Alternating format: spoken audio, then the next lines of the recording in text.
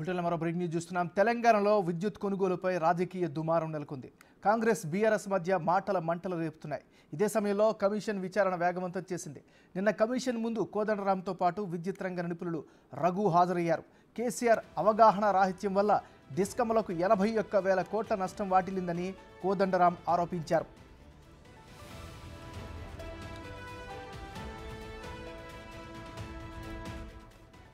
ఈరోజు కమిషన్ ముందుకు విద్యుత్ రంగ నిపుణులు వేణుగోపాలరావు, తిమ్మారెడ్డి హాజరు కానున్నారు. ఇవాళ్టితో కమిషన్ ప్రత్యక్ష విచారణ ముగియనుంది.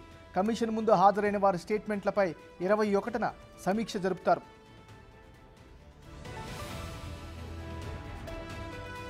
తెలంగాణలో విద్యుత్ కొనుగోలుపై రాజకీయ దుమారం నెలకొంది. కాంగ్రెస్ బీఆర్ఎస్ మధ్య మాటల మంటలు రేపుతున్నాయి. ఇదే సమయంలో కమిషన్ విచారణ వేగవంతం చేసింది. నిన్న కమిషన్ ముందు కోదండరాంతో పాటు విద్యుత్ రంగ నిపుణులు రఘు హాజరయ్యారు. ఇక ఇదే అంశానికి సంబంధించి మరింత తాజా సమాచారాన్ని మా రిపోర్టర్ వెంకట్ అందిస్తారు.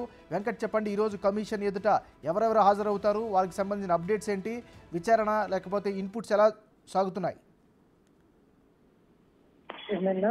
విద్యుత్ కొనుగోలు అంశంలో ఇప్పటికే దాదాపు ఈ నెల చివరి వరకే అయితే మొత్తం విచారణ ముగుస్తుంది. ఎందుకంటే 100 రోజుల్లో నివేదిక ప్రభుత్వానికి ఇవ్వాలి కాబట్టి ఈ నెల చివరి వరకే విచారణకు తుదిగడుగు ఉంది అని చెప్పుకోవచ్చు. ఇప్పటి వరకే దాదాపు విద్యుత్ సంబంధించి ఇటు ట్రాన్స్పోర్ట్, జెన్కో అధికారులతో పాటు మిగతా అంశాలను కూడా చేస్తున్నటువంటి నేపథ్యం కనిపిస్తాం. అందులో భాగంగానే ఇప్పటి వరకే 25 నుంచి 30 మంది అధికారులను విచారించింది.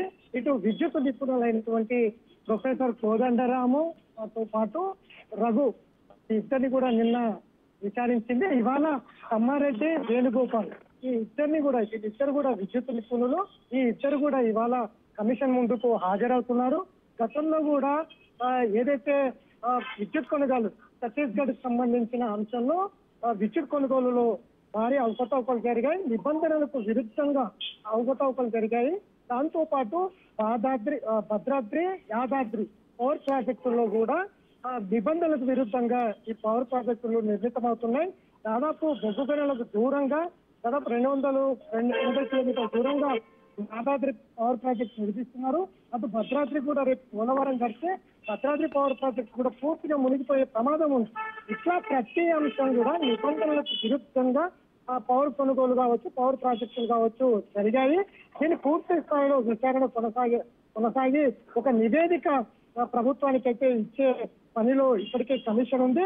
ఇప్పటి వరకు దాదాపు గత ప్రభుత్వంలో చేసినటువంటి ఇరిగేషన్ ఏదైతే విద్యుత్ సంబంధించిన చీఫ్ సెక్రటరీలతో పాటు అట్లనే ఎలక్ట్రిక్ ఇంజనీర్లు, దానికి సంబంధించిన పవర్ ప్రాజెక్టులకు సంబంధించిన ఎవరైతే విద్యుత్ సంస్థలు ఉన్నాయో పనులు చేపడుతున్నటువంటి బిహెచ్ఈఎల్, అంతకుముందు రతన్ టాటాకు సంబంధించిన ఇండియా బుల్ ఈ 2 కంపెనీలు కూడా విచారించేది ఉంది.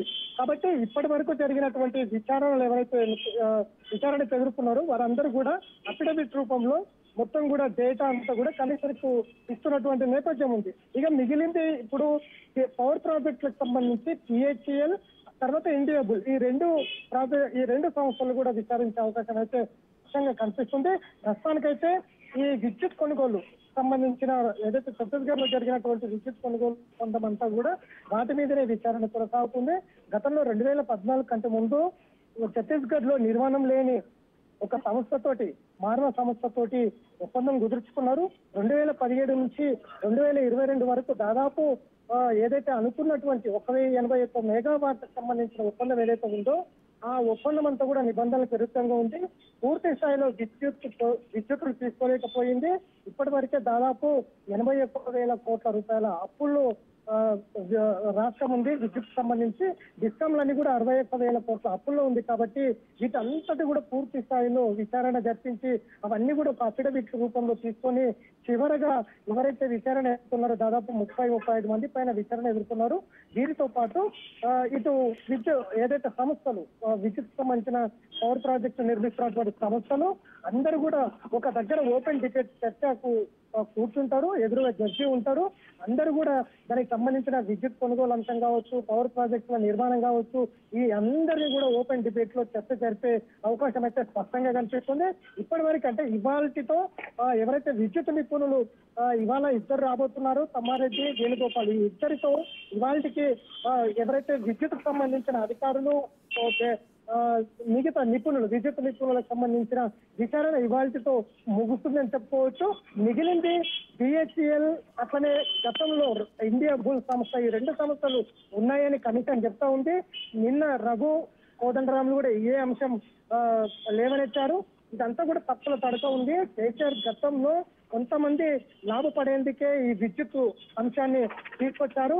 ఇవంతా కూడా పూర్తి స్థాయిలో అవకతవకలు జరిగాయనేది కూడా నిన్న ప్రొఫెసర్ కోదండరాం, రఘులు కూడా కమిషన్ కి డేటా రూపంలో మొత్తం కూడా సమర్పించినటువంటి నేపథ్యం కనిపిస్తా ఉంది. కాబట్టి ఇట్లా ప్రతి అంశాన్ని క్షుణ్ణంగా పరిశీలించిన తర్వాత పూర్తి స్థాయిలో ఒక నివేదిక అఫిడవిట్ల రూపంలో ఉన్నటువంటి మొత్తం కూడా పరిశీలించిన తర్వాత ఆ అఫిడవిట్ల ఆధారంగా ఇంకా ఎవరికి నోటీసులు ఇవ్వాలి, ఇంకా ఎవరికైనా విచారణ చేయాలా అనేది అయితే కమిషన్ ఆలోచిస్తుంది. ఎందుకంటే ఇప్పటికే 100 రోజులు, ఇక ఈ నెల 30 వరకే 100 రోజులు పూర్తవుతుంది. కాబట్టి ఈ 100 రోజుల తర్వాత ఒకవేళ విచారణ కొనసాగించాలా, గడువు కోరాలా అనేది అయితే కమిషన్ ఆలోచిస్తుంది. ఇప్పటి వరకు అయితే 100 రోజుల్లోనే ఇస్తామనే ప్రభుత్వం నివేదిక ఇస్తామని అయితే కమిషన్ చెప్తున్నటువంటి నేపథ్యం ఉంది. ఒకవేళ అఫిడవిట్ల రూపంలో వచ్చినటువంటి మొత్తం డేటా అంతా పరిశీలించిన తర్వాత ఇంకా ఎవరినైనా విచారణకు పిలవాలా, వాళ్ళందరూ కూడా విచారించాలా అనేది అయితే ఒక స్పష్టత వచ్చే అవకాశం ఉంది. ఏమన్నారు? Right, thank you Venkat.